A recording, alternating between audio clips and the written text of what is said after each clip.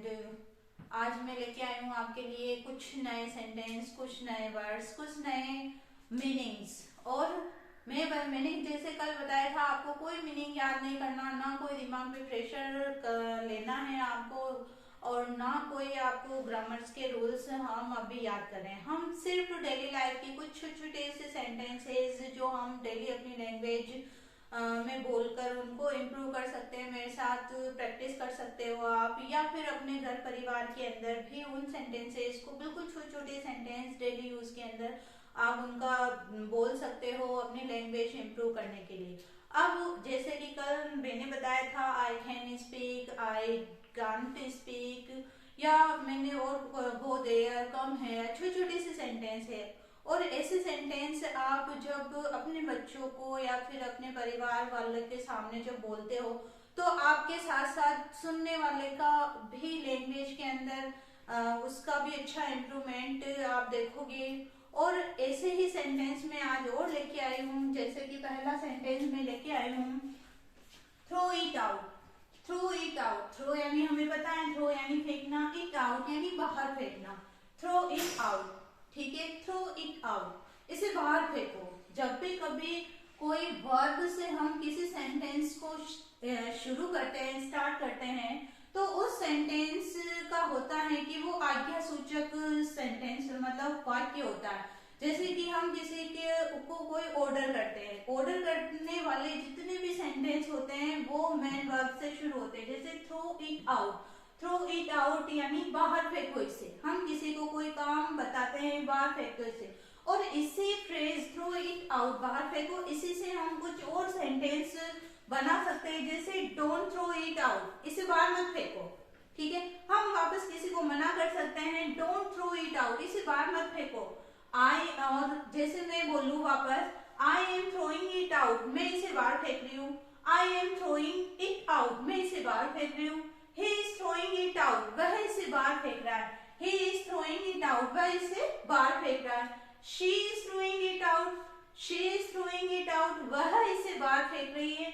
Neha is throwing it out, या किसी नेहा या फिर हम किसी का भी नाम लेकर बोल सकते हैं, तो Neha is throwing it out, Neha इसे बाहर फेंक रही है। She threw it out, अब मैंने यहाँ पे लिखा है थ्री, कि उसने बाहर इसे फेंक दिया, ठीक है। एक तो होता है कि इसे बाहर फेंको, ये हो गया आज्ञा सूचक वर्ड। हम किसी को जब कोई ऑर्डर करके कोई बोलते हैं कि कोई से काम के लिए हम किसी को कहते हैं थ्रो इट आउट, इसे बाहर फेंको, सिंपल सा सेंटेंस है।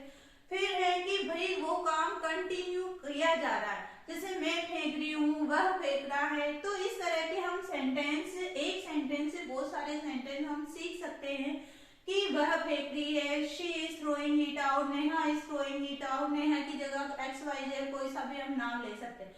इसी के अलावा मैंने बताया यहाँ पर सेकंड फॉर्म, जब भी मतलब काम हो गया है, जैसे उसने बाहर फेंक दिया है, शी थ्री इट आउट, उसने बाहर फेंक दिया। अब इस शी की जगह भी हम कोई सा भी पर्सन का नाम ऐड कर सकते हैं, कोई सा भी ही, शी, कुछ और कोई नाम ऐड कर सकते हैं। सब्जेक्ट हम यहाँ चेंज कर सकते हैं। थ्री यहाँ पर हो गई सेकंड फॉर्म थ्रो की, कि उसने बाहर फेंक दिया। और इट, इस इट की जगह भी हम सब जगह किसी भी वस्तु का, कोई भी थिंग्स ले सकते हैं, किसी भी चीज का हम नाम ऐड कर सकते हैं। और ये हमारा एक सेंटेंस हमारे माइंड में फिट हो गया कि थ्रो इट आउट यानी बाहर फेंकना। इस इट की जगह हम कोई सा भी किसी भी चीज का नाम, किसी भी समथिंग, कोई सी भी वस्तु का नाम यहाँ पर ऐड किया जा सकता है। लेकिन हम जब भी सेंटेंस बनाएंगे इस तरह से, ये सेंटेंस कंप्लीट है।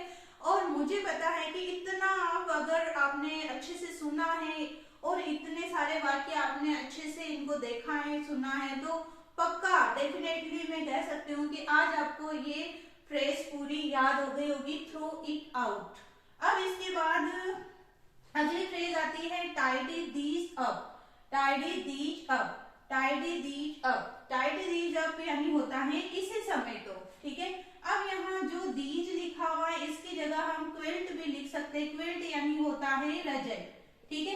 अब जैसे सर्दियों का मौसम चल रहा है और हम जैसे उठ के बाहर आ गए, या फिर किसी को हम कुछ बाद में बोलते हैं, अरे रजाई तो समेटो, ठीक है, तो हम कह सकते हैं tidy quilt up, tidy quilt up, रजई समेटो, ठीक है, tidy quilt up, tidy and होता है समेटना, ठीक है। आज की ये दो फ्रेज याद हो गई, throw it out, tidy quilt up, tidy quilt up. और इसी के कुछ सेंटेंस हम बना सकते हैं, जैसे don't tidy these up, don't tidy these up, don't यानी मना कर दिया वापस कि नहीं इसे मत समेटो, ठीक है। इसे दीज की जगह वापस हम क्विल्ट का यूज कर सकते हैं, tidy, don't tidy quilt up, don't tidy quilt up, ठीक है।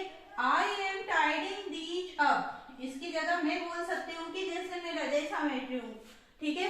व्हाट आर यू डूइंग, आप क्या कर रहे हो, तो हम बोल सकते हैं आई am tidying quilt up, I am tidying quilt up, ठीक है। इसकी जगह हम क्या यूज कर सकते हैं, क्विल्ट अप, कि मैं रजाई समेट रही हूँ। जैसे मुझे कोई पूछेगा या फिर किसी और के लिए हम पूछेंगे कि what are you doing, what are you doing, तुम क्या कर रहे हो, तो वह कहेगा I am tidying quilt up. जैसे हम किसी के लिए ही लगा के बोल सकते हैं इसी सेंटेंस को कि he is tidying these up, she is tidying these up, she is tidying these up, these की जगह क्या बोल सकते हैं, क्विल्ट अप, ठीक है। Neha is tidying quilt up. और जैसे मम्मी क्या कर रही है, तो my mother tidied these up, quilt up, इसकी जगह हम बोल सकते हैं my mother tidied quilt up, ठीक है। मेरी माँ ने रजाई समेट दी, ठीक है, माई मदर टाइडेड। अब यहाँ पर टाइड की सेकेंड फॉर्म आ गई है टाइडेड, ठीक है। My mother tidied these up, these की जगह क्विल्ट अप, तो हमारा सेंटेंस क्या बनेगा, अगला सेंटेंस हम बनेगा माई मदर टाइडेड क्विल्ट अप, ठीक है, मेरी माँ ने रजाई समेट दी। तो इस तरह से आज इतने सारे सेंटेंस नहीं लाई हूँ कि भाई हम 10-12 सेंटेंस, जैसे कल तो छोटे छोटे सेंटेंस थे तो हमने 10 सेंटेंस कल के याद किए, और आज मैं सिर्फ आपके लिए 2 फ्रेज लाई हूँ। 2 फ्रेज से इतने सारे सेंटेंस किस तरह से हम बना सकते हैं, किस तरह से हम अलग अलग सेंटेंस मतलब अलग अलग सब्जेक्ट के साथ इनको इम्प्रूव कर सकते हैं, किस तरह से हम ऐड कर सकते हैं, इसकी जगह कोई दूसरा, जैसे हम कोई दूसरा समथिंग वाक्य इसमें ऐड कर सकते हैं, कोई दूसरा वर्ड इसमें ऐड कर सकते हैं, और हमारा सेंटेंस मेकिंग जो सेंटेंस स्ट्रक्चर किस तरह से होता है, ये सेंटेंस स्ट्रक्चर का ही पार्ट है। तो क्योंकि हमें डेली लाइफ में हमारी लैंग्वेज में बहुत सारे सेंटेंस स्ट्रक्चर तो बनाने पड़ेंगे, माइंड हमारा सोचता रहता है कि अगला सेंटेंस हम क्या बोले, अगला सेंटेंस हम क्या बोले, लेकिन जब आप धीरे धीरे करके 2 3 3 सेंटेंस इस तरह से कुछ वीडियो देखकर, क्लास देखकर अपने आप धीरे धीरे रोज के 1 2 सेंटेंस भी अगर आप आराम से याद कर पाओगे, अब कोई माइंड पर बिना प्रेशर, आप आराम से माइंड पर कोई भी दिमाग में इतना प्रेशर नहीं रहेगा कि किस तरह से मैं याद करूं, क्या करूं, और आराम से सिर्फ और सिर्फ वीडियो और ये क्लास देखकर आप अपनी लैंग्वेज को अच्छे से इम्प्रूव कर पाओगे। Thank you.